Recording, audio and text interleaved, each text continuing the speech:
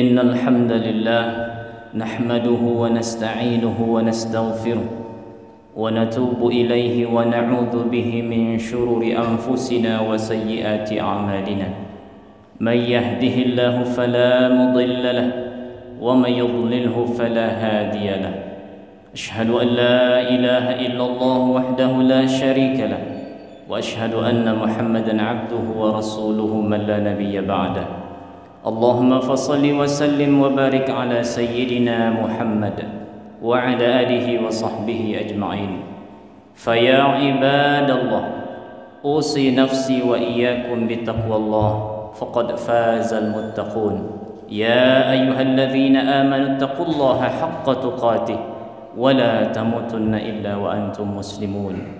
فاسمعوا ما قال الله سبحانه وتعالى في القرآن الكريم. أعوذ بالله من الشيطان الرجيم. بسم الله الرحمن الرحيم. من كان يرجو لقاء ربه فليعمل عملا صالحا ولا يشرك في عبادة ربه أحدا. صدق الله العظيم. Kaum muslimin sedang salat Jumat yang dimuliakan Allah Subhanahu wa taala. Puji syukur kita persembahkan kehadirat Allah dengan ungkapan alhamdulillah. Kemudian salawat dan salam kita aturkan kepada Rasulullah dengan ungkapan Allahumma salli wa sallim wa barik ala sayyidina Muhammad wa ala ali sayyidina Muhammad. Kaum muslimin yang dimuliakan Allah Subhanahu wa taala, berangkat dari ayat yang khatib bacakan tadi, Allah Subhanahu wa taala berfirman, "Faman kana yarju liqa'a rabbih." Siapa saja yang benar-benar berharap kelak akan bertemu dengan Tuhannya, "Falya'mal 'amalan salihah." Maka hendaklah dia senantiasa melakukan, memperbanyak amal saleh, wala yusyrik fi ibadati rabbih ahada, dan kemudian jangan berbuat syirik.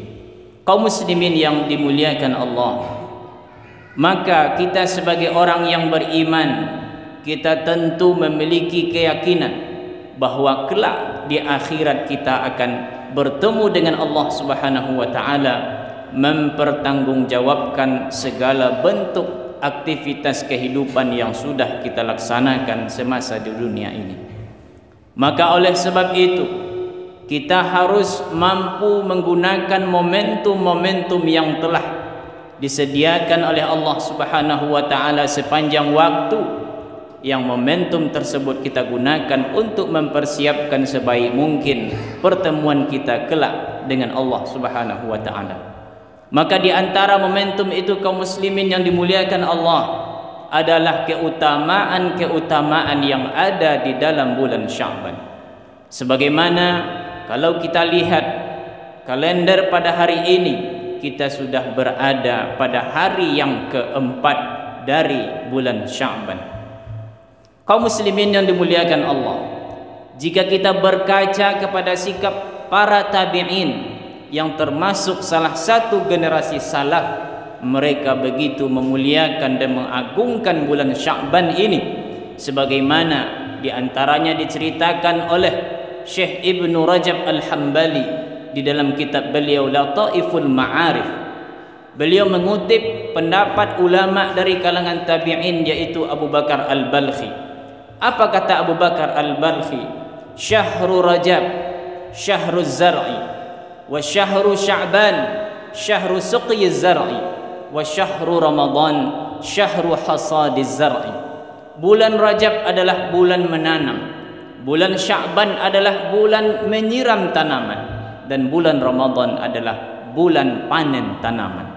Dengan demikian kita dapat membaca bagaimana psikologis kaum tabi'in, bagaimana suasana hati mereka, bagaimana pandangan mereka terhadap keberadaan bulan Sya'ban, yang hendaknya hal itu juga menjadi suatu kenyataan yang ada di dalam hati kita. Kita mengagungkan bulan Sya'ban, kita gunakan sebagai salah satu momentum kita untuk mempersiapkan pertemuan yang baik dengan Allah Subhanahu wa taala kelak di akhirat. Maka kaum muslimin yang dimuliakan Allah, dari sekian banyak yang mungkin dapat kita lakukan, maka yang paling populer yang paling masyhur di antaranya adalah dengan memperbanyak amal soleh, dan di antara amal soleh tersebut adalah ibadah puasa. Hal ini begitu banyak hadis yang menjelaskan bahwa Rasulullah sallallahu alaihi wasallam memperbanyak ibadah puasa tatkala masuk bulan Sya'ban. Apa fungsi kita kaum muslimin dimuliakan Allah ketika kita memperbanyak ibadah puasa pada bulan Sya'ban? Tentunya berpuasa pada bulan Sya'ban ini hukumnya adalah sunnah, dilakukan berpahala, ditinggalkan tidak menghasilkan dosa. Hanya saja kita tentu akan merugi ketika kita tidak mampu memanfaatkan momentum ini untuk mempersiapkan pertemuan kita kelak yang baik dengan Allah Subhanahu wa taala. Maka yang pertama, jika kita memperbanyak ibadah puasa yang merupakan amal saleh, fungsi pertama dari puasa yang kita lakukan adalah untuk memperbaiki segala bentuk kesalahan dan dosa yang telah kita lakukan di masa silam. Kaum muslimin dimuliakan Allah, kita sebagai manusia tentu memiliki berbagai kekurangan sehingga kita sangat sulit untuk terlepas dari yang namanya dosa dan kesalahan. Dosa dan kesalahan yang sudah kita lakukan di masa lalu, kita tidak mampu untuk kembali kepada masa lalu tersebut untuk memperbaikinya, untuk mempersiapkan pertemuan yang baik dengan Allah. Akan tetapi kemudian disebutkan oleh Rasulullah, salah satu hal yang dapat kita lakukan untuk memperbaiki masa lalu tersebut adalah dengan memperbanyak amal soleh pada saat ini dan akan datang.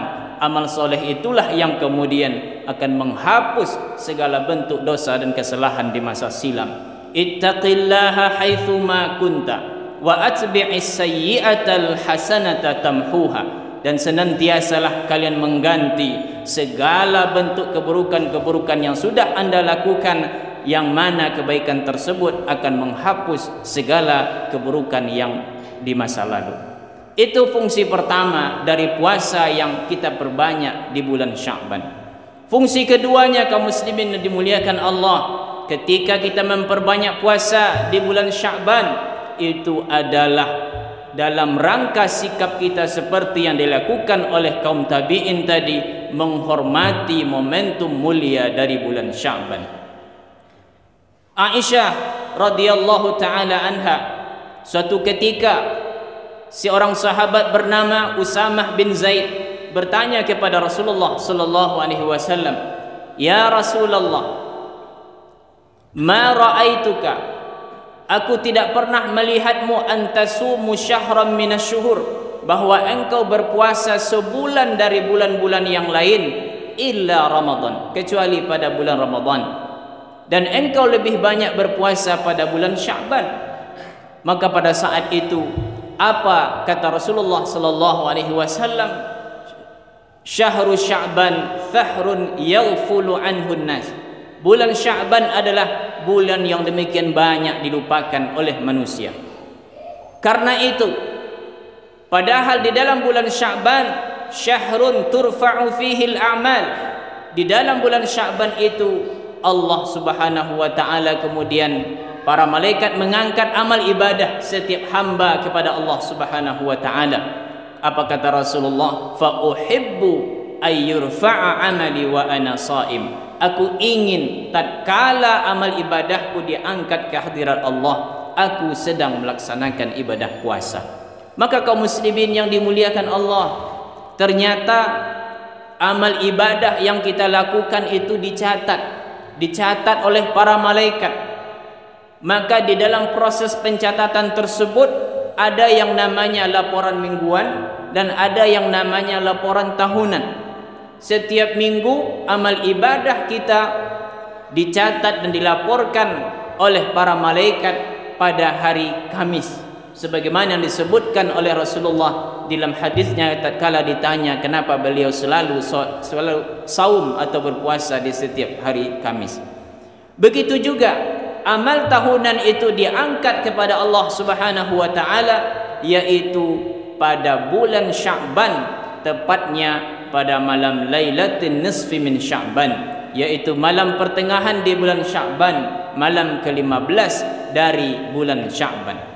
Maka kaum muslimin yang dimuliakan Allah, dengan kita menggunakan momentum ini memperbanyak ibadah puasa kita, maka kita menghormati kemuliaan bulan Sya'ban. Kemudian kita juga mengiringi tatkala amal ibadah kita diangkat ke hadirat Allah Subhanahu wa taala, kita sedang melakukan kebaikan yang mudah-mudahan amal soleh tersebut akan membuat menjadi bungkusan terbaik bagi amal ibadah kita yang dilaporkan kepada Allah Subhanahu wa taala. Kaum muslimin yang dimuliakan Allah, fungsi yang ketiga adalah listiqbali Ramadan, yaitu untuk mempersiapkan diri menghadapi kedatangan bulan Ramadan. Kaum muslimin yang dimuliakan Allah, dengan adanya persiapan-persiapan yang serius akan membuat kita lebih siap untuk menjalani Ramadan yang akan datang. Yang namanya penyambutan tentu dilakukan jauh hari. Kita melakukan persiapan-persiapan jauh sebelum apa yang kita tunggu itu datang. Maka begitu jugalah halnya dengan Ramadan. Kita sambut dia jauh-jauh hari. Kita persiapkan segala persiapan yang diperlukan, yang kemudian dengan segala bentuk persiapan tersebut akan membuat kita relatif lebih layak, lebih pantas dan lebih mampu untuk menunggu dan menjalani Ramadan yang akan datang. Karena kaum muslimin yang dimuliakan Allah, Ramadan adalah satu momentum yang demikian besar bagi kita sebagai hamba Allah di dalam rangka mempersiapkan pertemuan yang baik kelak dengan Allah Subhanahu wa taala. Akan tetapi ketika momentum itu tidak mampu kita gunakan, ada satu hadis Rasulullah yang mengancam kita, raghima anfuh, raghima anfuh, raghima anfuh. Sungguh celakalah, celakalah, celakalah. Siapa mereka? Man adraka Ramadan falam yughfar lah. Mereka yang sudah diberi kesempatan untuk bertemu dan menjalani bulan Ramadan, akan tetapi dosa-dosanya tidak terampuni. Maka kaum muslimin yang dimuliakan Allah, agar supaya kita betul-betul mampu memaksimalkan Ramadan dengan segala bentuk keutamaannya, menjadi momentum kita untuk mempersiapkan pertemuan kita yang baik kelak dengan Allah Subhanahu wa taala, maka perlu kita lakukan persiapan-persiapan sebelum Ramadan tersebut, yaitu di bulan Sya'ban. Karena di bulan Ramadan kelak kita akan melakukan ibadah utamanya, ibadah puasa, maka alangkah lebih baiknya dari sekarang kita biasakan diri kita untuk melaksanakan ibadah puasa tersebut. Ketika kita melakukan puasa Sya'ban yang hukumnya sunnah, ketika nanti kita tidak mampu melakukannya, maka kita hanya rugi. Akan tetapi tatkala puasa Ramadan tidak mampu kita maksimalkan, kita lakukan dengan baik, kita tidak hanya rugi, kita akan menjadi orang-orang yang celaka. Sesuatu yang sunnah tidak mampu kita lakukan, kita hanya rugi. Akan tetapi seketika suatu kewajiban tidak mampu kita laksanakan, maka kita akan menjadi orang-orang yang celaka. Itulah kaum muslimin, marilah sama-sama di momentum Sya'ban ini kita membiasakan diri memperbanyak ibadah puasa, yang fungsi pertamanya adalah menghapus dosa dan kesalahan di masa lalu, yang kedua mengiringi dilaporkannya amal ibadah kita kepada Allah, dan yang ketiga sebagai persiapan kita untuk menghadapi bulan yang agung, yaitu bulan Ramadan. Fa'tabiru ya ulil albab wal absar la'allakum tuflihun. Barakallahu li wa lakum fil Qur'anil azim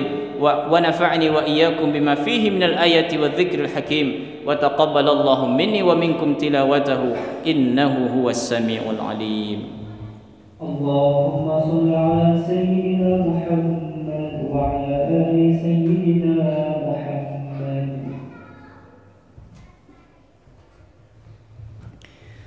Alhamdulillahi wa kafa, thumma assalatu wassalamu ala nabiyil mustafa wa ala alihi ahli sidqi wal wafa. Ashhadu an la ilaha illallah wahdahu la syarika lah, wa ashhadu anna Muhammadan abduhu wa rasuluhu man la nabiyya ba'dah.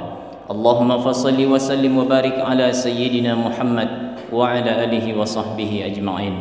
Faya ibadallah, usikum wa iyaya bitaqwallah, faqad fazal muttaqun. Ya ayyuhalladzina amanu taqullaha haqqa tuqatih wa la tamutunna illa wa antum muslimun. قال الله تعالى في القرآن الكريم أعوذ بالله من الشيطان الرجيم والعصر إن الإنسان لفي خسر إلا الذين آمنوا وعملوا الصالحات وتواصوا بالحق وتواصوا بالصبر إن الله وملائكته يصلون على النبي يا أيها الذين آمنوا صلوا عليه وسلموا تسليما اللهم صل على سيدنا محمد وعلى آل سيدنا محمد كما صليت على سيدنا إبراهيم وعلى آل سيدنا إبراهيم وبارك على سيدنا محمد وعلى آل سيدنا محمد كما باركت على سيدنا إبراهيم وعلى آل سيدنا إبراهيم في العالمين إنك حميد مجيد اللهم اغفر للمسلمين والمسلمات والمؤمنين والمؤمنات الأحياء منهم والأموات اللهم اغفر لأمة سيدنا محمد وارحمهم رحمة عامة ربنا آتنا في الدنيا حسنة وفي الآخرة حسنة وقنا عذاب النار والحمد لله رب العالمين عباد الله إن الله يأمر بالعدل والإحسان وإيتاء ذي القربى وينهى عن الفحشاء والمنكر والبغي يعظكم لعلكم تذكرون فاذكروا الله العظيم يذكركم وادعوه يستجيب لكم ولذكر الله أكبر أقيموا الصلاة